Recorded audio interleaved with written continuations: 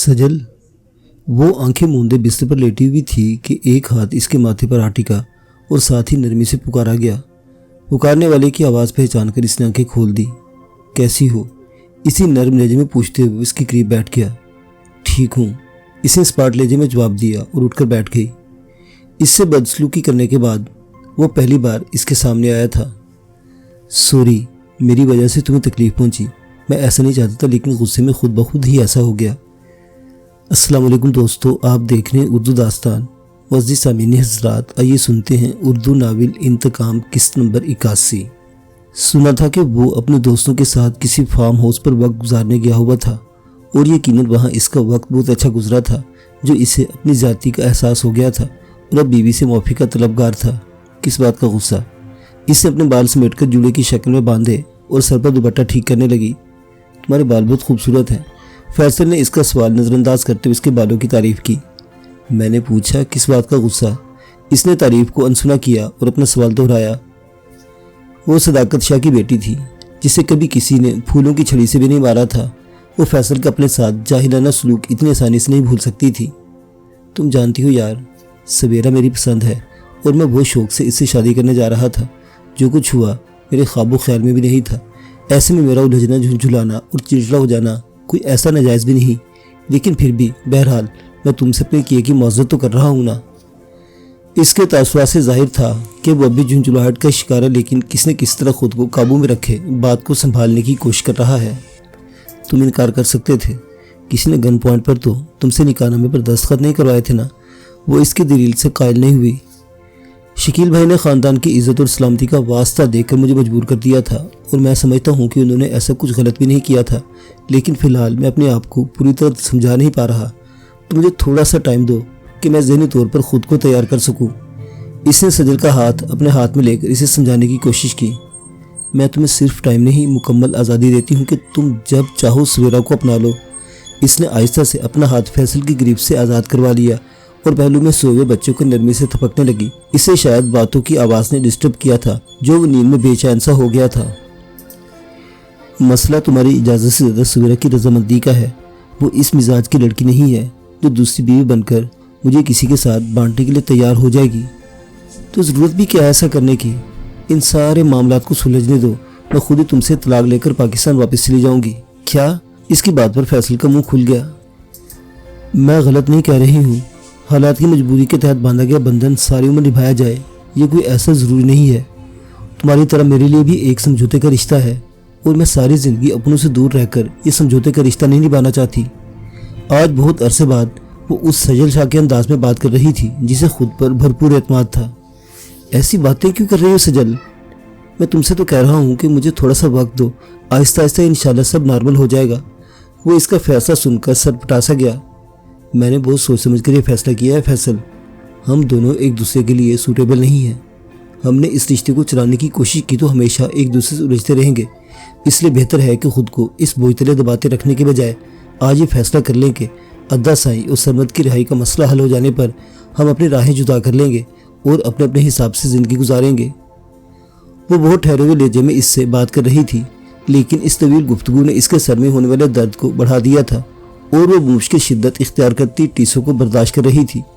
फैसल के धक्के से सर पर लगने वाली चोट के बाद इसकी ये हालत थी। फिर दो से जो दवाएं इसे खाने के लिए दी थी, इनके इस्तेमाल से वक्त तौर पर तो फ़र्क पड़ जाता था, लेकिन दवा का असर ख़त्म होते ही फिर दोबारा तकलीफ शुरू हो जाती थी। उन दोनों की रिहाई को बच्चों का खेल समझ लिया है तुमने? तुम्हें कुछ मालूम भी है कि इस सारे चक्कर में हमारी फैमिली कितनी मुश्किल में पड़ गई है? फैमिली को प्रोटेक्शन देने और आलम और सरमद की रिहाई के लिए कोई रास्ता निकालने के लिए पानी की तरह पैसा बहाना पड़ रहा है। एक तरफ कारोबारी तल्लुकात मुतासिर होने से बिजनेस पर बुरा असर पड़ रहा है, तो दूसरी तरफ कारोबार में से पैसा निकाल कर इस मसले के हल पर लगाने से हम अंदर से खोखले हो गए हैं। इन हालात में बजाय इसके कि तुम अपनी जिम्मेदारी समझो और हमें सपोर्ट करो, तुम ये सोच रही हो कि अपना उल्लू सीधा होते ही यहाँ से चलती बनोगी। फैसल का वो ठहरा हुआ और सुलझा हुआ वो लहजा इसका हाथ में फैसला सुनकर पल भर में उड़नछू हो गया था और वो बुलंद आवाज़ में इस पर चीखने चिल्लाने लगा था। कैसी सपोर्ट? कैसी सपोर्ट चाहते हो तुम मुझसे? इसने दर्द की शिद्दत से फट अपना सर थामा और कमज़ोर लहजे में पूछा। माली सपोर्ट? और कैसी सपोर्ट? अपने बाप से रब्ता कर उनसे कहो कि अपने बेटे की सलामती चाहते हैं तो खुद भी माल पानी खर्च करें। इसके अलावा इनसे कहो कि जायदाद में तुम्हारा जो हिस्सा बनता है इसे कैश की शक्ल में यहाँ ट्रांसफ़र करने का इंतज़ाम करें। तुम मेरी मनकूहा हो और मेरा हक है कि मैं अपनी बीवी के पैसे को इस्तेमाल करके खुद को स्टैब्लिश कर सकूं। बिल्ली यकदम ही थैले से बाहर आ गई थी, लेकिन सजल में हौसला नहीं रहा था कि इसे कोई जवाब दे सके। एक तरफ से तकलीफ ने निढाल कर दिया था तो दूसरे फैसल का बुलंद आवाज़ पर जाकर रोना शुरू कर देने वाले बच्चों को बहलाना मुश्किल हो रहा था। फैसल को भी शायद इसके फौरी जवाब से कोई दिलचस्पी नहीं थी। जब भी बकने झकने के बाद खुद ही कमरे से बाहर निकल गया। शाहिदा, जब इसे लगा कि वो अपने चकराते हुए सर के साथ बेहक वक्त खुद को और आज़म को नहीं संभाल पाएगी, तो जिस्मो जान की पूरी ताकत सर्फ करके मुलाजमा को बुलंद आवाज़ में पुकारा। जी बीबी। मुलाजमा इसकी एक ही पुकार पर दौड़ी चली आई। इसे संभालो। इसने आज़म को इसके हवाले किया और अपना सर दोनों हाथों में दबाते हुए तकिए में दे दिया। आपको क्या हुआ है बीबी? मैं डॉक्टर साहिबा को बुलाकर लाती हूँ। मुलाजिमा इसकी हालत देखकर घबरा गई। उसका जवाब सुने बगैर बच्चे को गोद में लिए बाहर दौड़ गई। थोड़ी देर में फिर दोस्त अपने मेडिकल बॉक्स समेत इसके कमरे में थी। क्या हुआ सजल, क्या हो रहा है तुम्हें? फिर दोस्त ने इसका रुखसार थपथपाकर इससे पुकारा। मेरा सर दर्द से फट रहा है। इसने नहीब सी आवाज़ में जवाब देकर आंखें दोबारा बंद कर ली तो फिर दोस्त ने लब कुचलते अपना मेडिकल बॉक्स खोलकर इससे एक इंजेक्शन निकाला। इस वक्त वो जितनी शदीद तकलीफ में दिखाई दे रही थी, इसको पेन किलर देने के सिवा कोई हल नहीं था। वो दिल दिल में पछता भी रही थी कि अपनी पेशा वराना और घरेलू मसरूफियत के बायस पहली बार के बाद सजल को ढंग से खैर दरियाफ्त नहीं कर पाई। बस एक ही बार सरसरी से इससे पूछा, इससे बेहतर हूँ कहकर बात ख़त्म कर दी, लेकिन अब पता चला कि वो बेहतर नहीं थी। मेरे कमरे में आओ। इंजेक्शन के जरिए सजल थोड़ी देर में गुलूदगी में चली गई तो फिर दोस्त ने बच्चे को शाने से लगाकर थपकती मुलाजमा को धीमी आवाज़ में हुक्म दिया। वो फ़ौरन इसके पीछे चल पड़ी। इसे यहाँ लिटा दो। आज़म मुलाजमा के शाने से लगे लगे एक बार फिर सो गया था। फिर दोस्त ने देखा तो अपने बिस्तर की तरफ इशारा करके हुक्म दिया। जी अच्छा बीबी। इसने बच्चे को बाएहतियात बिस्तर पर लिटाया। बहुत सब्र और सुकून वाला बच्चा था और उमूमन किसी को परेशान नहीं करता था। क्या पहले भी सजल को इतनी शदीद तकलीफ हुई है? मुलाजिमा बच्चे को लुटा चुकी तो फिर दोस्त ने तशवीश से पूछा। इतनी गुपचुप सी तो हैं बीबी, ज़ुबान से अपनी तकलीफ़ क्या बताएंगी? हाँ, देखने में कुछ निढाल से मालूम हो रही थी। एक दो बार मैंने इन्हें आपकी दी हुई दवाएं भी खाते हुए देखा, लेकिन अभी जो हालत हुई है वो पहले नज़र नहीं आई। शायद फैसल भैया की बातों का असर। मुलाजमा बोलते बोलते रुकी, जैसे यकदम ही अपने ज़रूरत से ज़्यादा बोलने का एहसास हो गया हो। तफसील से बताओ क्या कहा है फैसल ने? फिर दोस्त से तेज़ों से घूरते हुक्म दिया। मुझे ज़्यादा पता नहीं बीबी, फैसल भैया भी थोड़ी देर पहले अपने कमरे में गए थे। मैंने बस इनकी ज़ोर ज़ोर से बोलने की आवाज़ें सुनी। कोई पैसों वैसों की बात कर रहे थे, पर मुझे ठीक से नहीं पता चला। आप सजल बीबी से पूछ लीजिएगा। मुलाजमा आधा दूरा जवाब देकर कतरा गई। इससे तो खैर मैं पूछ लूँगी, लेकिन अभी शकील भाई से बात करती हूँ कि फैसल को समझाएं। फिर दोस्त की अमूमन कोशिश होती थी कि ससुराली मसाइल में मुदाखलत ना करे, क्योंकि इसका नतीजा बदमज़गी की सूरत में ही निकलता था। लेकिन सजल के साथ जो कुछ हो रहा था, इसे किसी तौर पर मुहज़्ज़िबाना रवैया नहीं कहा जा सकता था। तुम यहाँ बच्चे के पास रुको, मैं भी थोड़ी देर में वापस आती हूँ। शकील के इस वक्त घर में मौजूदगी कन्फर्म थी, इसलिए इसने इसी वक्त ये काम निपटाने का फैसला किया और अपनी जगह से खड़ी हो गई। बीबी, वो बड़ी भाभी ने मुझे मिर्चों में मिसाला भरने को बोला था। देर होगी तो उनके हाथों मेरी शामत आ जाएगी। पहले मुझ पर गुस्सा रहता है कि क्योंकि मैं सजल बीबी के बच्चे का ख्याल रखती हूँ। मुलाजिमा ने झिझकते अपनी मजबूरी बताई। ठीक है तुम जाओ, लेकिन पहले बीना को यहाँ भेज दो। नसरीन के मिजाज की तेज़ी की वजह से फिर दोस्त खुद भी इनसे ज़रा एहतियाती बरतती थी, इसलिए मुलाजिमा को मुश्किल में डालना मुनासिब नहीं समझा और अपनी बड़ी बेटी को बुलवा भेजा। जी मम्मी। कुछ देर में 13 साला बीना इसके सामने खड़ी थी। वो माँ से मिलता जुलता नकुश की मालिक खुश मिजाज सी लड़की थी, जो लड़कपन और जवानी के संगम पर खड़ी देखने वालों की नज़रों को एक बार अपनी तरफ मुतवज्जो ज़रूर करती थी। आप ज़्यादा बिजी तो नहीं है बेटा? मुझे आपका थोड़ा सा टाइम चाहिए था। इसने हलावत से बेटी से पूछा। नो मम्मी, बस हिना को मैथ्स के क्वेश्चन समझा रही थी। वो समझ गई है, अब बाकी की एक्सरसाइज खुद ही कर लेगी। फिर दोस्त की जॉब की मसरूफियत की वजह से बीना बड़ी बेटी होने के नाते खुद ब खुद ही ज़्यादा ज़िम्मेदार हो गई थी और बाजू का छोटी बहनों को भी छोटे मोटे मसाइल खुद ही देख लेती थी। इस वक्त भी इसने सबसे छोटी बहन के हवाले से माँ को इत्तला दी। गुड, तो अब ऐसा करो कि थोड़ी देर यहाँ आज़म के पास बैठ जाओ, ये सो रहा है। ऐसा न हो के बेड से गिर जाए। है ये लग क्यूटू यहाँ है, मेरी तो नज़र नहीं पड़ी। फिर दोस्त के कहने पर बिस्तर पर सोए बच्चे की तरफ मुतवज्जो हुई और फ़ौरन लपक कर इसे प्यार करने के लिए लपकी। फिर दोस्त ने टोका, सोने दो, कच्ची नींद से उठ गया तो रोएगा। इसकी मम्मा की तबीयत ठीक नहीं, वो अपने बेडरूम में आराम कर रही है। ओके। वो रोके जाने पर कदरे मायूसी हुई, लेकिन माँ की हुक्मदुली नहीं की। फिर दोस्त ने आहिस्ता से इसके लहरिएदार बालों को बिखेरा और ख़ुद मुस्कुराती हुई बाहर निकल गई। शकील हस्ब तवक्को बैठक में मौजूद थे। वो इनसे इजाज़त लेकर अंदर चली गई। खैरियत है, फिर दोस्त कैसे आना हुआ? उन्होंने इसके चेहरे पर मौजूद सोच की लकीरें पढ़ते हुए सवाल किया। मैं आपसे सजल के हवाले से बात करना चाह रही थी। इसने मुख्तार लहजे में गुफ्तगू का आगाज़ किया। क्या हुआ सजल को? उन्होंने अपने मोबाइल की स्क्रीन पर नजर जमाए बेनज़ीर से पूछा। शायद आपको मालूम नहीं कि इसके सर पर जोरदार चोट लगी है और वो सख्त तकलीफ में है। फिर दोस्त ने इनके सरसरी लहजे से अंदाज़ा लगाया। मुझे मालूम होना इतना ज़रूरी भी नहीं, तुम डॉक्टर, तुम्हें मालूम है काफ़ी है। अच्छा सा इलाज करो इसका।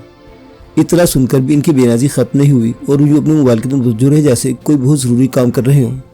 वो तो खैर मैं देख लूँगी, लेकिन आपको कम अज़ कम ये तो मालूम होना चाहिए कि इसे चोट लगने का सबब फैसल है।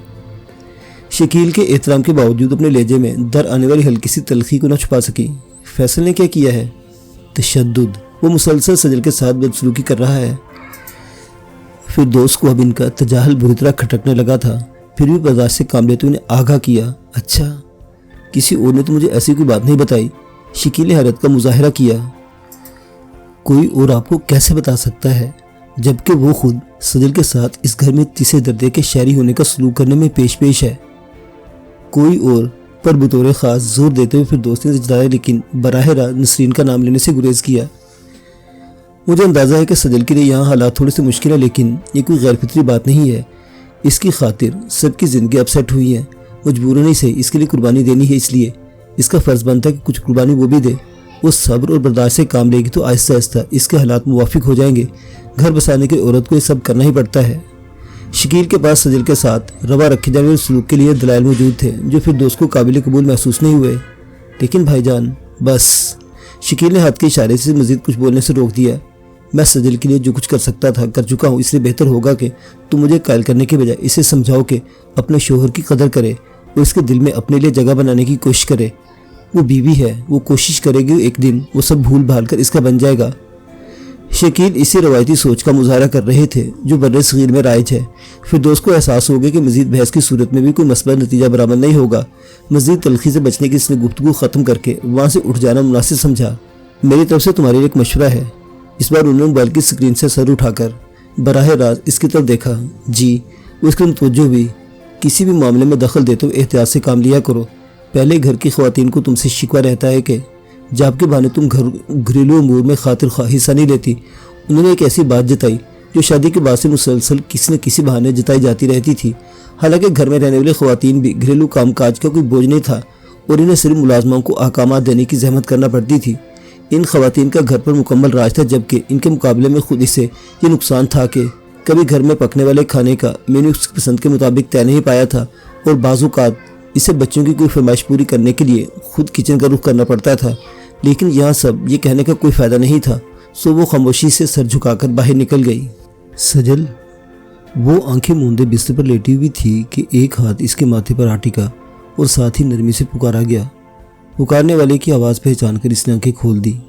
कैसी हो? इसी नर्म लहजे में पूछते हुए इसके करीब बैठ गया। ठीक हूँ, इसने स्पार्ट लहजे में जवाब दिया और उठकर बैठ गई।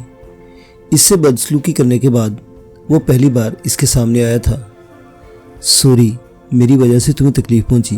मैं ऐसा नहीं चाहता था, लेकिन गुस्से में खुद ब खुद ही ऐसा हो गया। अस्सलाम वालेकुम दोस्तों, आप देख रहे हैं उर्दू दास्तान। वज़ी सामीन हज़रात, आइए सुनते हैं उर्दू नावल इंतकाम किस्त नंबर 81। सुना था कि वो अपने दोस्तों के साथ किसी फार्म हाउस पर वक्त गुजारने गया हुआ था और यकीनन वहाँ इसका वक्त बहुत अच्छा गुजरा था, जो इसे अपनी ज़ाती का एहसास हो गया था और अब बीवी से माफ़ी का तलबगार था। किस बात का गुस्सा? इसने अपने बाल समेटकर जूड़े की शक्ल में बांधे और सर पर दुपट्टा ठीक करने लगी। तुम्हारे बाल बहुत खूबसूरत हैं। फैसल ने इसका सवाल नज़रअंदाज करते हुए इसके बालों की तारीफ़ की। मैंने पूछा किस बात का गुस्सा? इसने तारीफ़ को अनसुना किया और अपना सवाल दोहराया। वो सदाकत शाह की बेटी थी, जिसे कभी किसी ने फूलों की छड़ी से भी नहीं मारा था। वो फैसल का अपने साथ जाहिलाना सलूक इतनी आसानी से नहीं भूल सकती थी। तुम जानती हो यार, सवेरा मेरी पसंद है और मैं बहुत शौक़ से इससे शादी करने जा रहा था। जो कुछ हुआ मेरे ख्वाबो ख्याल में भी नहीं था। ऐसे में मेरा उलझना, झुंझुलाना और चिड़चिड़ा हो जाना कोई ऐसा नाजायज़ भी नहीं, लेकिन फिर भी बहरहाल मैं तुमसे अपने किए की मौजूद तो कर रहा हूँ ना। इसके तासुरात से जाहिर था कि वो अभी झुंझुलाहट का शिकार है, लेकिन किसने किस तरह खुद को काबू में रखे बात को संभालने की कोशिश कर रहा है। तुम इनकार कर सकते थे, किसी ने गन पॉइंट पर तो तुमसे निकाहनामे पर दस्तखत नहीं करवाए थे ना।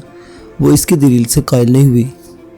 शकील भाई ने ख़ानदान की इज़्ज़त और सलामती का वास्ता देकर मुझे मजबूर कर दिया था और मैं समझता हूँ कि उन्होंने ऐसा कुछ गलत भी नहीं किया था, लेकिन फ़िलहाल मैं अपने आप को पूरी तरह समझा नहीं पा रहा। तो मुझे थोड़ा सा टाइम दो कि मैं ज़हनी तौर पर ख़ुद को तैयार कर सकूँ। इसने सजल का हाथ अपने हाथ में लेकर इसे समझाने की कोशिश की। मैं तुम्हें सिर्फ टाइम नहीं, मुकम्मल आज़ादी देती हूँ कि तुम जब चाहो सवेरा को अपना लो। इसने आहिस्ता से अपना हाथ फैसल की ग्रिप से आज़ाद करवा लिया और पहलू में सोए हुए बच्चों को नरमी से थपकने लगी। इसे शायद बातों की आवाज़ ने डिस्टर्ब किया था, जो वो नींद में बेचैन सा हो गया था। मसला तुम्हारी इजाज़त से ज़्यादा सवेरा की रजामंदी का है। वो इस मिजाज की लड़की नहीं है जो दूसरी बीवी बनकर मुझे किसी के साथ बांटने के लिए तैयार हो जाएगी। तो ज़रूरत भी क्या है ऐसा करने की?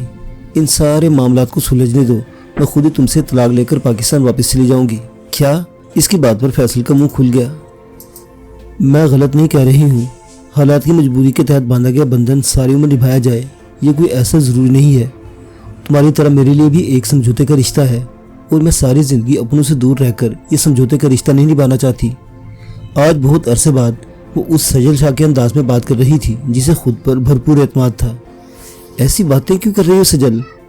मैं तुमसे तो कह रहा हूँ कि मुझे थोड़ा सा वक्त दो, आहिस्ता आहिस्ता इंशाल्लाह सब नॉर्मल हो जाएगा। वो इसका फैसला सुनकर सर पटासा गया। मैंने बहुत सोच समझ कर ये फैसला किया है फैसल। हम दोनों एक दूसरे के लिए सूटेबल नहीं हैं। हमने इस रिश्ते को चलाने की कोशिश की तो हमेशा एक दूसरे से उलझते रहेंगे। इसलिए बेहतर है कि खुद को इस बोझ तले दबाते रखने के बजाय आज ये फैसला कर लें कि अद्दा साई और सरमद की रिहाई का मसला हल हो जाने पर हम अपनी राहें जुदा कर लेंगे और अपने अपने हिसाब से ज़िंदगी गुजारेंगे। वो बहुत ठहरे हुए लहजे में इससे बात कर रही थी, लेकिन इस तवील गुफ्तगू ने इसके सर में होने वाले दर्द को बढ़ा दिया था और वो मुश्किल शिद्दत इख्तियार करती टीसों को बर्दाश्त कर रही थी। फैसल के धक्के से सर पर लगने वाली चोट के बाद इसकी ये हालत थी। फिर दोस्त ने जो दवाएं इसे खाने के लिए दी थी, इनके इस्तेमाल से वक्त तौर पर तो फ़र्क पड़ जाता था, लेकिन दवा का असर ख़त्म होते ही फिर दोबारा तकलीफ शुरू हो जाती थी। उन दोनों की रिहाई को बच्चों का खेल समझ लिया है तुमने? तुम्हें कुछ मालूम भी है कि इस सारे चक्कर में हमारी फैमिली कितनी मुश्किल में पड़ गई है? फैमिली को प्रोटेक्शन देने और आलम और सरमद की रिहाई के लिए कोई रास्ता निकालने के लिए पानी की तरह पैसा बहाना पड़ रहा है। एक तरफ कारोबारी तल्लुकात मुतासिर होने से बिजनेस पर बुरा असर पड़ रहा है, तो दूसरी तरफ कारोबार में से पैसा निकाल कर इस मसले के हल पर लगाने से हम अंदर से खोखले हो गए हैं। इन हालात में बजाय इसके कि तुम अपनी जिम्मेदारी समझो और हमें सपोर्ट करो, तुम ये सोच रही हो कि अपना उल्लू सीधा होते ही यहाँ से चलती बनोगी। फैसल का वो ठहरा हुआ और सुलझा हुआ वो लहजा इसका हाथ में फैसला सुनकर पल भर में उड़नछू हो गया था और वो बुलंद आवाज़ में इस पर चीखने चिल्लाने लगा था। कैसी स्पोर्ट चाहते हो तुम मुझसे? इसने दर्द की शिद्दत से फट अपना सर थामा और कमज़ोर लहजे में पूछा। माली सपोर्ट? और कैसी सपोर्ट? अपने बाप से रब्ता कर उनसे कहो कि अपने बेटे की सलामती चाहते हैं तो खुद भी माल पानी खर्च करें। इसके अलावा इनसे कहो कि जायदाद में तुम्हारा जो हिस्सा बनता है इसे कैश की शक्ल में या ट्रांसफ़र करने का इंतज़ाम करें। तुम मेरी मनकूहा हो और मेरा हक है कि मैं अपनी बीवी के पैसे को इस्तेमाल करके खुद को स्टैब्लिश कर सकूं। बिल्ली यकदम ही थैले से बाहर आ गई थी, लेकिन सजल में हौसला नहीं रहा था कि इसे कोई जवाब दे सके। एक तरफ से तकलीफ ने निढाल कर दिया था तो दूसरे फैसल का बुलंद आवाज़ पर जाकर रोना शुरू कर देने वाले बच्चों को बहलाना मुश्किल हो रहा था। फैसल को भी शायद इसके फौरी जवाब से कोई दिलचस्पी नहीं थी, जब भी बकने झकने के बाद खुद ही कमरे से बाहर निकल गया। शाहिदा, जब इसे लगा कि वो अपने चकराते हुए सर के साथ बेयक वक्त खुद को और आज़म को नहीं संभाल पाएगी, तो जिस्मो जान की पूरी ताकत सर्फ करके मुलाजमा को बुलंद आवाज़ में पुकारा। जी बीबी। मुलाजमा इसकी एक ही पुकार पर दौड़ी चली आई। इसे संभालो। इसने आज़म को इसके हवाले किया और अपना सर दोनों हाथों में दबाते हुए तकिए में दे दिया। आपको क्या हुआ है बीबी? मैं डॉक्टर साहिबा को बुलाकर लाती हूँ। मुलाजिमा इसकी हालत देखकर घबरा गई। उसका जवाब सुने बगैर बच्चे को गोद में लिए बाहर दौड़ गई। थोड़ी देर में फिर दोस्त अपने मेडिकल बॉक्स समेत इसके कमरे में थी। क्या हुआ सजल, क्या हो रहा है तुम्हें? फिर दोस्त ने इसका रुखसार थपथपाकर इससे पुकारा। मेरा सर दर्द से फट रहा है। इसने नहीब सी आवाज़ में जवाब देकर आंखें दोबारा बंद कर ली तो फिर दोस्त ने लब कुचलते अपना मेडिकल बॉक्स खोलकर इससे एक इंजेक्शन निकाला। इस वक्त वो जितनी शदीद तकलीफ में दिखाई दे रही थी, इसको पेन किलर देने के सिवा कोई हल नहीं था। वो दिल दिल में पछता भी रही थी कि अपनी पेशा वराना और घरेलू मसरूफियत के बायस पहली बार के बाद सजल को ढंग से खैरियत दरियाफ्त नहीं कर पाई। बस एक ही बार सरसरी से इससे पूछा, इससे बेहतर हूँ कहकर बात ख़त्म कर दी, लेकिन अब पता चला कि वो बेहतर नहीं थी। मेरे कमरे में आओ। इंजेक्शन के जरिए सजल थोड़ी देर में गुलूदगी में चली गई तो फिर दोस्त ने बच्चे को शाने से लगाकर थपकती मुलाजमों को धीमी आवाज़ में हुक्म दिया। वो फौरन इसके पीछे चल पड़ी। इसे यहाँ लिटा दो। आज़म मुलाजमा के इशारे से लगे लगे एक बार फिर सो गया था। फिर दोस्त ने देखा तो अपने बिस्तर की तरफ इशारा करके हुक्म दिया, जी अच्छा बीबी। इसने बच्चे को बाएहतियात बिस्तर पर लिटाया। बहुत सब्र और सुकून वाला बच्चा था और उमूमन किसी को परेशान नहीं करता था। क्या पहले भी सजल को इतनी शदीद तकलीफ हुई है? मुलाजिमा बच्चे को लिटा चुकी तो फिर दोस्त ने तशवीश से पूछा, इतनी गुपचुप सी तो हैं बीबी, ज़ुबान से अपनी तकलीफ़ क्या बताएंगी? हाँ, देखने में कुछ निढाल निढाल से मालूम हो रही थी। एक दो बार मैंने इन्हें आपकी दी हुई दवाएं भी खाते हुए देखा, लेकिन अभी जो हालत हुई है वो पहले नज़र नहीं आई। शायद फैसल भैया की बातों का असर। मुलाजमा बोलते बोलते रुकी, जैसे यकदम ही अपने ज़रूरत से ज़्यादा बोलने का एहसास हो गया हो। तफसील से बताओ, क्या कहा है फैसल ने? फिर दोस्ती से तेज़ों से घूरते हुक्म दिया, मुझे ज़्यादा पता नहीं बीबी, फैसल भैया भी थोड़ी देर पहले अपने कमरे में गए थे। मैंने बस इनकी ज़ोर ज़ोर से बोलने की आवाज़ें सुनी। कोई पैसों वैसों की बात कर रहे थे, पर मुझे ठीक से नहीं पता चला। आप सजल बीबी से पूछ लीजिएगा। मुलाजमा आधा दूरा जवाब देकर कतरा गई। इससे तो खैर मैं पूछ लूँगी, लेकिन अभी शकील भाई से बात करती हूँ कि फैसल को समझाएं। फिर दोस्त की अमूमन कोशिश होती थी कि ससुराली मसाइल में मुदाखलत न करे, क्योंकि इसका नतीजा बदमज़गी की सूरत में ही निकलता था। लेकिन सजल के साथ जो कुछ हो रहा था, इसे किसी तौर पर मुहज़्ज़िबाना रवैया नहीं कहा जा सकता था।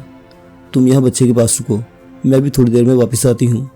शकील की इस वक्त घर में मौजूदगी कन्फर्म थी, इसलिए इसने इसी वक्त ये काम निपटाने का फैसला किया और अपनी जगह से खड़ी हो गई। बीबी, वो बड़ी भाभी ने मुझे मिर्चों में मिसाला भरने को बोला था। देर होगी तो उनके हाथों मेरी शामत आ जाएगी। पहले मुझ पर गुस्सा रहता है कि क्योंकि मैं सजल बीबी के बच्चे का ख्याल रखती हूँ। मुलाजिमा ने झिझकते अपनी मजबूरी बताई। ठीक है, तुम जाओ, लेकिन पहले बीना को यहाँ भेज दो। नसरीन के मिजाज की तेज़ी की वजह से फिर दोस्त खुद भी इनसे ज़रा एहतियाती बरतती थी, इसलिए मुलाजिमा को मुश्किल में डालना मुनासिब नहीं समझा और अपनी बड़ी बेटी को बुलवा भेजा। जी मम्मी। कुछ देर में 13 साला बीना इसके सामने खड़ी थी। वो माँ से मिलता जुलते नकुश की मालिक खुश मिजाज सी लड़की थी, जो लड़कपन और जवानी के संगम पर खड़ी देखने वालों की नज़रों को एक बार अपनी तरफ मुतवज्जो ज़रूर करती थी। आप ज़्यादा बिजी तो नहीं है बेटा? मुझे आपका थोड़ा सा टाइम चाहिए था, इसने हलावत से बेटी से पूछा। नो मम्मी, बस हिना को मैथ्स के क्वेश्चन समझा रही थी। वो समझ गई है, अब बाकी की एक्सरसाइज खुद ही कर लेगी। फिर दोस्त की जॉब की मसरूफियत की वजह से बीना बड़ी बेटी होने के नाते खुद ब खुद ही ज़्यादा ज़िम्मेदार हो गई थी और बाजू का छोटी बहनों को भी छोटे मोटे मसाइल खुद ही देख लेती थी। इस वक्त भी इसने सबसे छोटी बहन के हवाले से माँ को इत्तला दी। गुड, तो अब ऐसा करो कि थोड़ी देर यहाँ आज़म के पास बैठ जाओ, ये सो रहा है, ऐसा न हो कि बेड से गिर जाए। है ये लग क्यूटू यहाँ है, मेरी तो नज़र नहीं पड़ी। फिर दोस्त के कहने पर बिस्तर पर सोए बच्चे की तरफ मुतवज्जो हुई और फ़ौरन लपक कर इसे प्यार करने के लिए लपकी। फिर दोस्त ने टोका, सोने दो, कच्ची नींद से उठ गया तो रोएगा। इसकी मम्मा की तबीयत ठीक नहीं, वो अपने बेडरूम में आराम कर रही है। ओके। वो रोके जाने पर कदरे मायूसी हुई, लेकिन माँ की हुक्मदुली नहीं की। फिर दोस्त ने आहिस्ता से इसके लहरिएदार बालों को बिखेरा और खुद मुस्कुराती हुई बाहर निकल गई। शकील हस्बे तवक्को बैठक में मौजूद थे। वो इनसे इजाज़त लेकर अंदर चली गई। खैरियत है? फिर दोस्त कैसे आना हुआ? उन्होंने इसके चेहरे पर मौजूद सोच की लकीरें पढ़ते हुए सवाल किया। मैं आपसे सजल के हवाले से बात करना चाह रही थी। इसने मुहतात लहजे में गुफ्तगू का आगाज़ किया। क्या हुआ सजल को? उन्होंने अपने मोबाइल की स्क्रीन पर नज़र जमाए बेनज़र से पूछा। शायद आपको मालूम नहीं कि इसके सर पर ज़ोरदार चोट लगी है और वो सख्त तकलीफ़ में है। फिर दोस्त ने इनके सरसरी लहजे से अंदाज़ा लगाया। मुझे मालूम होना इतना ज़रूरी भी नहीं, तुम डॉक्टर, तुम्हें मालूम है काफ़ी है। अच्छा सा इलाज करो इसका। इतला सुनकर भी इनकी बेनाजी ख़त्म नहीं हुई और यूँ अपने मोबाइल के तरफ मुतवज्जो रहे जैसे कोई बहुत ज़रूरी काम कर रहे हों। वो तो खैर मैं देख लूँगी, लेकिन आपको कम अज़ कम ये तो मालूम होना चाहिए कि इसे चोट लगने का सबब फैसल है। शकील के एहतराम के बावजूद अपने लहजे में दर आने वाली हल्की सी तलखी को न छुपा सकी। फैसल ने क्या किया है? तशद्दुद। वो मुसलसल सजल के साथ बदसलूकी कर रहा है। फिर दोस्त को अब इनका तजाहल बुरी तरह खटकने लगा था, फिर भी बर्दाश्त से काम लेते हुए आगाह किया। अच्छा, किसी और ने तो मुझे ऐसी कोई बात नहीं बताई। शकील ने हैरत का मुजाहरा किया। कोई और आपको कैसे बता सकता है, जबकि वो खुद सजल के साथ इस घर में तीसरे दर्जे के शहरी होने का सलूक करने में पेश है। कोई और पर बतौर ख़ास जोर देते हुए फिर दोस्त ने जताया, लेकिन बराह रास्त नसरीन का नाम लेने से गुरेज किया। मुझे अंदाज़ा है कि सजल के लिए यहाँ हालात थोड़े से मुश्किल है, लेकिन ये कोई गैर फितरी बात नहीं है। इसकी खातिर सबकी ज़िंदगी अपसेट हुई है, मजबूरन ही से इसके लिए कुर्बानी देनी है, इसलिए इसका फ़र्ज़ बनता है कि कुछ कुर्बानी वो भी दे। वो सब्र और बर्दाश्त से काम लेगी तो आहिस्ता आहिस्ता इसके हालात मुवाफिक हो जाएंगे। घर बसाने की औरत को ये सब करना ही पड़ता है। शकील के पास सजल के साथ रवा रखे जाने वाले सलूक के लिए दलाइल मौजूद थे, जो फिर दोस्त को काबिल कबूल महसूस नहीं हुए। लेकिन भाईजान, बस। शकील ने हाथ के इशारे से मज़ीद कुछ बोलने से रोक दिया। मैं सजल के लिए जो कुछ कर सकता था कर चुका हूँ, इसलिए बेहतर होगा कि तुम मुझे कायल करने के बजाय इसे समझाओ कि अपने शोहर की कदर करे और इसके दिल में अपने लिए जगह बनाने की कोशिश करे। वो बीवी है, वो कोशिश करेगी एक दिन वो सब भूल भाल कर इसका बन जाएगा। शकील इसी रवायती सोच का मुजाहरा कर रहे थे जो बर्रे सगीर में राइज है। फिर दोस्त को एहसास हो गया कि मजीद बहस की सूरत में भी कोई मसबत नतीजा बरामद नहीं होगा। मजीद तलखी से बचने की इसने गुफ्तगू ख़त्म करके वहाँ से उठ जाना मुनासिब समझा। मेरी तरफ से तुम्हारे लिए एक मशवरा है। इस बार उन्होंने मोबाइल की स्क्रीन से सर उठाकर बराह रास्त इसकी तरफ देखा। जी, वो इसकी मुतवज्जो हुई। किसी भी मामले में दखल देते हुए एहतियात से काम लिया करो। पहले घर की ख़वातीन को तुमसे शिकवा रहता है कि जब के बहाने तुम घरेलू अमूर में खातिर हिस्सा नहीं लेती। उन्होंने एक ऐसी बात जताई जो शादी के बाद से मुसलसल किसी न किसी बहाने जताई जाती रहती थी। हालांकि घर में रहने वाली ख़वातीन भी घरेलू कामकाज का कोई बोझ नहीं था और इन्हें सिर्फ मुलाजमाओं को अहकामात देने की जहमत करना पड़ती थी।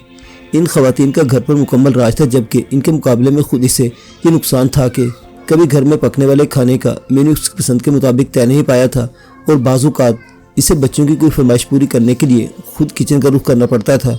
लेकिन यहाँ सब ये कहने का कोई फ़ायदा नहीं था, सो वो खामोशी से सर झुकाकर बाहर निकल गई। सॉरी यार, एक इमरजेंसी केस आ गया था तो मैं वहाँ बिज़ी हो गई थी। तुम ज़्यादा बोर तो नहीं हुई? फिर दोनों स्ट्रिप्स को गले से उतार कर मेज़ पर रखा और मुंतज़िर बैठी सजल से मौजूद खाना अंदाज में बोली। आज वो अस्पताल आते हुए सजल को चेकअप के अपने साथ लेकर आई थी और एक अच्छे न्यूरोलॉजिस्ट को दिखाया था। इट्स ओके भाभी, लेकिन मुझे आज़म की फ़िक्र हो रही है, कहीं वो शाहिदा को परेशान ना कर रहा हो। इसकी तुम फिक्र ना करो, शाहिदा बहुत समझदार औरत है, इसे अच्छी तरह संभाल लेगी। फिर आज मेरी तीनों बुलबुलें भी घर पर ही हैं।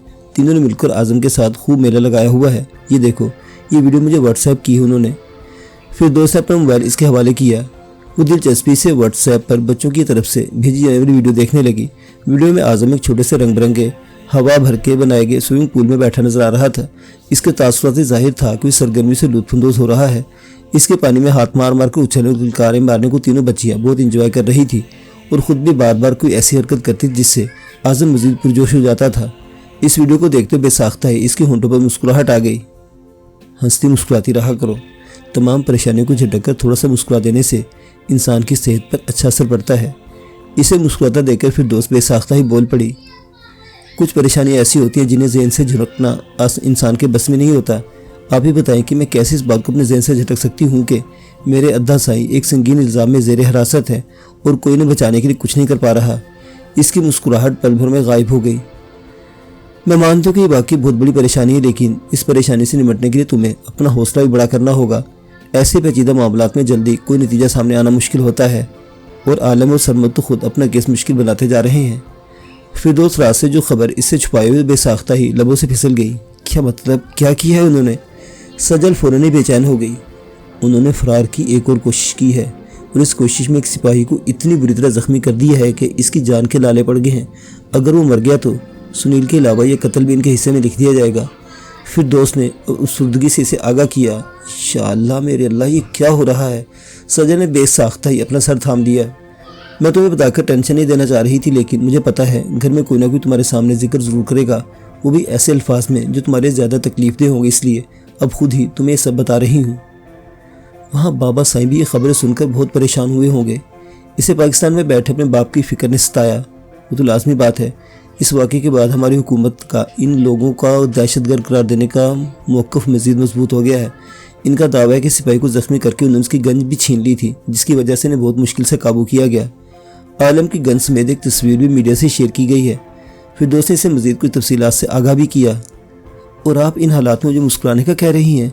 सजल ने शिकवा किया और बेतहाशा रो पड़ी। सिर्फ इसलिए मेरी जान कि मुझे तुम्हारी सेहत का ख्याल है। तुम्हारे इस तरह स्ट्रेस लेने से वो लोग रिहा तो नहीं हो जाएंगे ना? इससे बेहतर है खुद को संभालो और पूरे यकीन के साथ अल्लाह से दुआ मांगो। जहाँ कोशिश काम न कर रही हो वहाँ दुआ से कोई ऐसी राह निकल आती है जिसकी तरफ हमारा ध्यान भी नहीं जाता।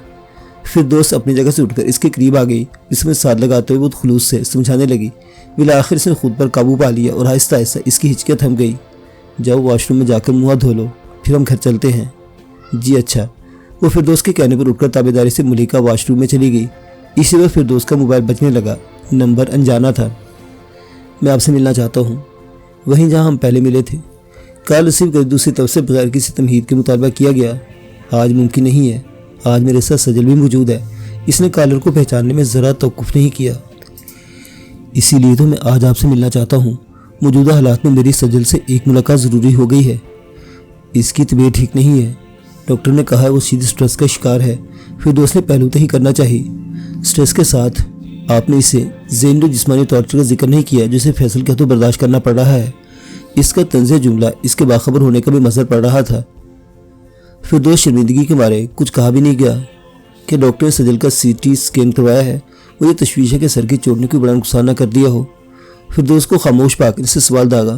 डॉक्टर ने मशवरा तो दिया लेकिन किसी टेक्निकल प्रॉब्लम की वजह से आज ये काम नहीं हो सका। एक आध दिन में मैं सजल को दोबारा अस्पताल लेकर आऊँगी। ठीक है, फिलहाल तो आप इसे वहाँ लेकर आइए जहाँ मैंने बुलाया है। मुझे ये ठीक नहीं लग रहा। फिर दोस्त अब भी तजब्जुब का शिकार थी। तो क्या आपको ठीक लग रहा है कि इस बेचारी को एक तरफ तशद्दुद का निशाना बनाया जाए तो दूसरी तरफ इससे मुतालबा किया जाएगा वो पाकिस्तान में मौजूद अपनी जायदाद के हिस्से के लिए अपने बाप से रब्ता करे? ये कब हुआ और तुम्हें किससे पता चला? फिर दोस्त की आंखें हैरत से फैल गईं। तो इसने वॉशरूम से आती सजल को खोज नजरों से देखा। मालूम करने वाले सब मालूम कर लेते हैं। बहरहाल अभी इन बातों को छोड़िए और ये बताइए कि कब तक मुलाकात के लिए पहुंच रही हैं? वो अपने मुतालबे पर मजबूती से जमा हुआ था। तकरीबन आधा घंटा लगेगा। हम बस अस्पताल से निकलने ही लगे हैं। इस बार फिर दोस्त मजीद मुज़ाहमत न कर सकी। क्या घर से कॉल थी? इसने जैसे ही सिलसिला मुनक़ते किया सजल ने से पूछा। नहीं, मगर तुम इसे छोड़ो, मुझे बताओ कि क्या फैसल तुम पर जायदाद में अपना हिस्सा तलब करने के लिए दबाव डाल रहा है? आपको किसने बताया? सजल इसका सवाल सुनकर हैरान रह गई और हैरत से पूछा। इसके पूछने पर फिर दोस्त को मजीद तस्दीक की ज़रूरत नहीं रही। चलो और चलते हैं। इसे टेबल पर पड़ी अपनी एक दो चीज़ें समेटी और पर्स में रखते हुए संजीदगी से बोली। आपने मेरी बात का जवाब नहीं दिया। सजल ने से टोका। जवाब देने के लिए ही साल लेकर जा रही हूँ। फिर दोस्त ने इसे संजीदगी से कहा। सजल की मजीद सवाल करने की हिम्मत नहीं हुई। इसके बाद इनके दरमियान खामोशी रही, यहाँ तक कि फिर दोस्त ने गाड़ी मज़कूरा पार्क के सामने जाकर रोक दी। गाड़ी लॉक करके अब दोनों पार्क में आ जाएं। अब इसने इसकी मौजूदगी का अंदाज़ा लगाने के लिए गर्दन घुमाई ही थी कि इसका मोबाइल बजा और सिर्फ एक बात कहकर सिलसिला मुनक़ते कर दिया गया। आओ मेरे साथ। इसने हिदायत पर अमल करते हुए साथ बैठी सजल से कहा। हम यहाँ क्यों आए हैं? आपको पता है मुझे आज़म की फ़िक्र हो रही है। इसके कहने पर सजल गाड़ी से उतर तो आई लेकिन वो खुश नहीं थी। ये भी एक ज़रूरी काम है। यूँ समझ लो कि इसका ताल्लुक़ तुम्हारे अदा साईं से है। फिर दोस्त ने संजीदगी से जवाब दे उसका हाथ थाम कर पार्क में दाखिल हो गई। इसका मूड देखते हुए सजल ने दोबारा कोई सवाल करने से गुरेज किया। अस्सलामुअलैकुम। अभी दोनों अंदर दाखिल हुई थी कि वो जाने की समझ से निकलकर इनके सामने आ गया। वालेकुम अस्सलाम। सलाम का जवाब देते हुए फिर दोस्त ने बतौर ख़ास सजल के तासुरात का जायज़ा लिया। वहाँ शनासाई का कोई तासुर नहीं था। आइए इस तरफ बैठते हैं। इसने एक तरफ लगी बेंचों की तरफ इशारा किया और चल दिया। फिर दोस्त ने इसकी पैरवी की तो सजल को भी कदम बढ़ाने पड़े लेकिन वो उलझन का शिकार थी कि ये शख्स कौन है जिससे मिलने के लिए फिर दोस्त यहाँ आई है। ये तुम्हारे अदा साईं के दोस्त हैं और इनके रिहाई के सिलसिले में कुछ करना चाहती इसलिए मैं तुम इनसे मिलवाने लाई हूँ। इसकी झिझक को महसूस करते हुए फिर दोस्त ने इसे बताया। अदा साईं के दोस्त? सज्जन ने इस बार इसे ज़रा गौर से देखा। अब फिर दोस्त के साथ एक बेंच पर बैठ चुकी थी जबकि वो इनके मुकाबिल बेंच पर बैठा हुआ था। यकदम इसने अपनी आंखों पर मौजूद गहरे रंग के ग्लासेस उतार दिए तो घनी दाढ़ी मूंछों के पीछे इसके नकूश को खोजती सजल के दिमाग में कुछ क्लिक हुआ। माज? इसके लोगों से बेसाख्ता ही फिसला। जी मैं। इसने तस्दीक की तो यकदम ही सजल का दिल भर आया। ये वो शख्स था जिसने पहले भी ऐसे हालात में इसकी मदद की थी जब बज़ाहिर कहीं कोई उम्मीद दिखाई नहीं दे रही थी। वो कैसे भूल सकती थी आशियाना आज़ादी नामी इस पुरानी पुरस्कू इमारत को जहाँ एक तहखाने में इसके और मौज़म के साथ इस शख्स को भी कैद में रखा गया था और फिर वो इसकी बेमिसाल बहादुरी और जुर्रत की वजह से वहाँ से फरार होने में कामयाब हो सके थे। यह हकीकत उन्हें बाद में जाकर मालूम हुई थी कि वो आलम शाह का गुमशुदा दोस्त माज था और अब वही माज एक बार फिर जबकि मुश्किल में घिरी हुई थी इसके सामने आ गया था। कैसी हैं आप? इसने स्याह चादर के निकाब से झांकती इसकी आंखों पर एक नज़र डालते हुए आहिस्ता से पूछा। इसकी एक नज़र में इसने उस सब कुछ देख लिया जिसके बाद इसे अपने सवाल के जवाब की ज़रूरत नहीं रही थी। ये सजल उस सजल से मुख्तलिफ थी जिससे इसने डाकुओं की कैद में देखा था। हालात इस वक्त मुवाफिक नहीं थे लेकिन इसके अनाबी चादर से झांकती आंखों में ये वीरानी ना थी जो आज दिखाई दे रही थी। ये लगता था कि चादर के रंग की तब्दीली के साथ ही इसकी ज़िंदगी भी बदल कर रह गई है और चादर की रंगत की स्याही की तरह इसकी ज़िंदगी में भी स्याही फैल चुकी है। मैं ठीक हूँ, आप यहाँ कैसे? इतनी तो इसे भी खबर थी कि माज हंदूर सबके लिए गुमशुदा इसलिए इससे सवाल के बगैर न रह सकी। मुझे तो गर्दिश हालात जहाँ ले जाती है वहाँ पहुँच जाता हूँ लेकिन मुझे बिल्कुल उम्मीद नहीं थी कि आपको यहाँ इन हालात में देखूँगा। क्या उस रोज़ आप और मौज़म शाह बखैरत घर वापस नहीं पहुंच सके थे। सजल की बेवगी के हवाले से जहन में बड़ी उलझन थी, इसलिए जहन में आने वाले ख्याल के तहत सवाल किया। नहीं, उस रोज़ तो हम बाहिफाजत घर में पहुंचने में कामयाब हो गए थे, लेकिन किस्मत में शायद मौसम का मुझसे बिछड़ना तय था। जब वो एक बार फिर दुश्मनों के हत्थे चढ़ गए और इनका बेटा इस दुनिया में आंख खोलते यतीम हो गया। माज ने इसके इस जख्म को छेड़ दिया था जब वो पूरी तरह भरा भी नहीं था। मुझे बहुत अफसोस हुआ। अल्लाह आपको सब्र दे। इसके पास इसे दिलासा देने के अल्फाज नहीं थे। आप अद्दा साईं की रिहाई के लिए क्या करना चाहते हैं? फैसल के निकाह में होते हुए अपने दिल के इस जख्म पर कैसे मातम कर दी, चुनांचे फ़ौरन ही असल बात पर आ गई। क्या करना है ये तो फिलहाल तय नहीं, लेकिन ये तय है कि मैं अपने दोस्त को मुश्किल में नहीं छोड़ सकता। इसे इस मुश्किल से निकालने के लिए मुझे जो भी हो सका ज़रूर करूँगा। इसने काले खां को विष्णा की सुनगुन देने की जिम्मेदारी सौंप रखी थी, लेकिन अभी कोई हतमी लाही अमल तय नहीं कर सका, इसलिए सजल को मुहम्मद सा ही जवाब दे सका। आप अकेले क्या कर सकेंगे? वो थोड़ी सी मायूस हुई। अल्लाह है ना मदद करने वाला, वो जालिमों से निजात की राह निकाल ही देगा। इसने उम्मीद दिलाई। हकीकतन वो खुद भी इस उम्मीद पर आलम और सरमद की रिहाई के लिए जद्दोजहद करना चाहता था, वरना रॉ जैसी एजेंसी के खिलाफ कदम उठाने के लिए वसाइल ही नहीं थे इसके पास। राधा देवी और काले खां बस एक हद तक की कारामद थे। आमीन, सजन ने आहिस्ता से कहा तो साथ बैठे फिर दोस्त ने भी ज़ेरे लब इसका साथ दिया। वो इस मुलाकात के दौरान इनके साथ बैठी जरूर थी, लेकिन गुफ्तगू में दखल बिल्कुल नहीं दे रही थी। इस वक्त मैंने आपको आलम और सरमद की रिहाई के मसले पर नहीं बल्कि किसी और मसले पर डिस्कशन के लिए यहाँ तक आने की जहमत दी है, इसलिए मेरी आपसे रिक्वेस्ट है कि मेरी बाजरा तहम्मुल से सुन ले, कोई रद्दमल ज़ाहिर न कीजिएगा। माज गला खंगारते असल मुद्दे की तरफ आया। जी फरमाइए। वो हैरान हुई। मुझे इल्म है कि आपकी शादी किन हालात में फैसल के साथ हुई और फैसल का आपके साथ क्या सलूक है। मैं इसके मिजाज की सारी कजियों और बेहुदा मुतालबात से भी वाकिफ़ हूँ और अंदाज़ा लगा सकता हूँ कि आप इसके साथ किस आलम जबर में वक्त गुजार रही हैं। आलम यकीनन अपनी बहन के लिए इस ज़िंदगी को कबूल नहीं करता और इसलिए इसका दोस्त होने के नाते मैं भी आपके साथ इस ज़्यादती पर रंजीदा हूँ और आपको पेशकश करता हूँ कि आप चाहे तो इस ज़िंदगी से निजात हासिल कर सकती हैं। ये कैसी बातें कर रहे हैं आप? जहाँ वो इसकी मालूमात में हैरान थी, वहीं इसकी पेशकश सुनकर शशदर रह गई। आप मेरी बात का कोई गलत मतलब ना लें। मैं सिर्फ आपको इस मुश्किल से निकालना चाहता हूँ। फैसल का घर छोड़कर आप पूरी इज्जत और एहतराम के साथ ऐसी महफूज जगह पर रह सकती हैं जहाँ कोई आपको ज़हनी जिस्मानी तशद्दुद का निशाना नहीं बनाएगा। बाद में हालात मुवाफिक हो तो आप आलम के साथ वापस पाकिस्तान चले जाइएगा। वो राधा देवी से फरमाइश करके सजल की रहाइश का मसला हल कर सकता था, इसलिए इसे पेशकश कर रहा था। आपकी हमदर्दी का शुक्रिया, लेकिन मैं इस पेशकश को कबूल करके अपने और अपने वालिदैन की बदनामी का सामान नहीं कर सकती। आपको कुछ अंदाज़ा है कि इस तरह मेरी ज़ात पर कैसे कैसे इल्ज़ामात आयद किए जा सकते हैं। वो गुस्से का इजहार नहीं करना चाहती थी, लेकिन हकीकतन इसे माज की पेशकश नागवार गुजरी थी। झूठे इल्ज़ामात के डर से ज़िंदगी जैसी कीमती शय को दाव पर लगा देना कहाँ की अक्लमंदी है। एक ऐसा शख्स जो किसी और औरत में इंटरेस्टेड है किसी भी मोड़ पर आपके साथ कुछ भी बुरा कर जाएगा, और हो सकता है इस वक्त कोई आपकी मदद करने के लिए मौजूद ना हो, तो क्या बेहतर नहीं कि आप इस मौके का फ़ायदा उठा लें। माज की समझ में नहीं आ रहा था कि इसे किस तरह कायल करे। अपनी ज़ात को बचाने के लिए दूसरों को मुश्किल में डाल देने की खुदगर्जी नहीं दिखा सकती। मैं फैसला का रवैया कुछ भी सही, लेकिन मैं इस हकीकत को नहीं भूल सकती कि इन लोगों ने बहुत मुश्किल वक्त में मेरा साथ दिया है, और मेरे चुपके से गायब हो जाने का मतलब होगा इन लोगों को मुसीबत में मुब्तला कर देना। कि आपको अंदाज़ा है कि ऐसा करने की सूरत मुझे पनाह देने वाले जवाबदेह होंगे। इसके पास अपने इनकार पर कायम रहने के लिए ठोस दलाल मौजूद थी। माज इस पर कुछ भी नहीं कह सका। आपका बेहद शुक्रिया कि आपने मेरे बारे में इतनी फिक्र की, लेकिन मेरी ख्वाहिश है कि अगर आप अद्दा साईं के लिए कुछ कर सकते ज़रूर करें, लेकिन खुद मेरे मामला से अलग रखें। मुझे अपनी ज़िंदगी के लिए जो भी फैसला करना है मैं खुद करूँगी। अब वो बहुत दो टोक अंदाज में माज को अपनी ज़िंदगी से दूर रहने की तलकीन कर रही थी। माज जवाबन कुछ न कह सका और इस पर बस एक बेबस सी नज़र डालकर रह गया। चले भाभी, देर हो रही है, अब घर चलते हैं। अपनी बात कह चुकने के बाद इसने माज का रद्दमल देखने की भी जरूरत महसूस नहीं की और बेंच पर से उठती हुई फिर दोस्त से बोली। फिर दोस्त को इससे हमदर्दी थी, लेकिन इसके फैसले के खिलाफ वो भी नहीं कर सकती, चुनसे खामोशी से इसके पीछे चल पड़ी। चलते चलते इसने एक बार फिर पलटकर माज की तरफ देखा। वो बहुत हारा हुआ सा था और अभी तक उसी बेंच पर बैठा हुआ था। क्या सिर्फ एक दोस्त की बहन से हमदर्दी में इंसान का ये हाल होता है? फिर दोस्त अपने जहन में इस सवाल को उभरने से नहीं रोक सकी। मुअज़्ज़िज़ सामीनी हज़रात, ये दास्तान अभी जारी है। बकिया वाक़ियात अगली किस्त में देखते रहिए। उर्दू दास्तान। अल्लाह हाफिज़।